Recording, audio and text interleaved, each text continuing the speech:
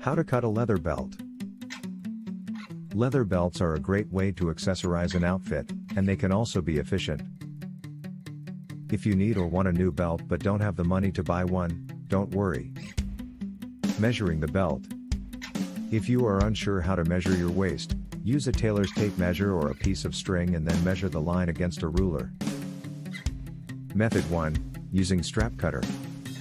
A strap cutter is an ideal tool for cutting belts. Method 2. Using scissors. Scissors are a quick and easy way to cut a belt, but they can be tricky if you are not used to using them. Steps.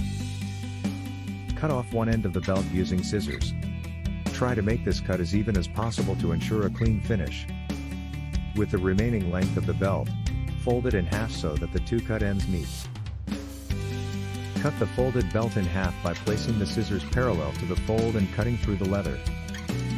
You should now have two belt pieces, each with one cut end. Go ahead and discard the piece with the cut end you just made using scissors. Cut through the leather belt with a steady motion until it's wholly severed. Method 3. Using rotary cutter. This is the most precise way to cut a belt, but it takes a little bit of practice to hang it. Place the belt on a cutting surface and secure it in place. Method 4. Using knife or razor. You can use a knife or razor to cut a leather belt if you are careful. Next, use a sharp knife or razor to cut through the leather. Be careful not to cut yourself. Cut slowly and carefully at first until you get used to it. Create a new hole. This will create a new hole in your belt. Remove existing holes. You should now see a small hole in the belt. Screw the belt pieces together.